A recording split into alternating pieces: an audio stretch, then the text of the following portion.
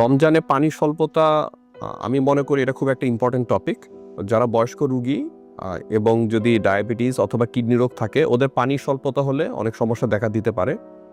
এর জন্য আমাদের অ্যাডভাইস থাকে হলো অ্যাটলিস্ট যারা অ্যাডাল্ট রোগী ওরা মিনিমাম 2 থেকে 2.5 লিটার পানি আমরা অ্যাডভাইস করি খেতে। বাট এটা নির্ভর করে রোগীর কিডনি এবং হার্টের কন্ডিশনের উপরে।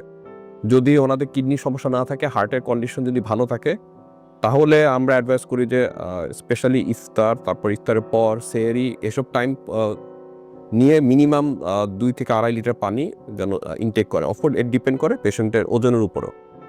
আর পানি স্বল্পতা যাদের কিডনি সমস্যা, এটা একটা মেজর চ্যালেঞ্জ।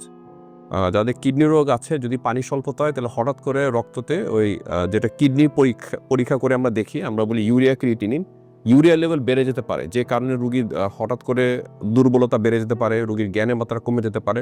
তো এসব রোগীদের আমরা স্পেশাল অ্যাটেনশন দিতে বলি। যদি এদের পানি স্বল্পতা দেখা যায় তাহলে এদের কমপ্লিকেশন সবচেয়ে বেশি হয়। তো এদেরও পানির ইনটেক যেটা 24 ঘন্টা, যেটা পানি ওদের পানি যেটা নেওয়া উচিত ওইটা যেন ভালো করে মেনটেন করে।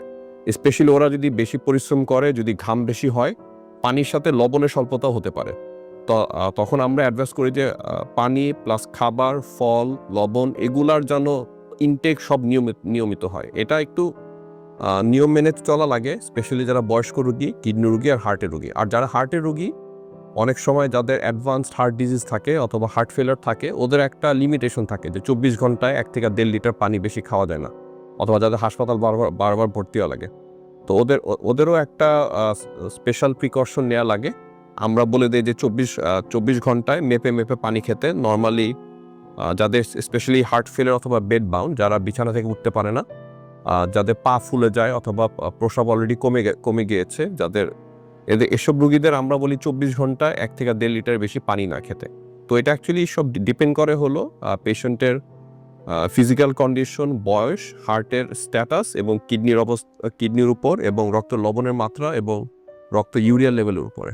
আপনাদের স্বাস্থ্য বিষয়ে সচেতন করার জন্যই আমাদের এই আয়োজন। তাই প্রতিনিয়ত স্বাস্থ্য বিষয়ে বিভিন্ন টিপস পেতে আমাদের চ্যানেলটি সাবস্ক্রাইব করুন এবং বেশি বেশি লাইক ও শেয়ারের মাধ্যমে সবাইকে আমাদের সঙ্গে সংযুক্ত হবার সুযোগ করে দিন।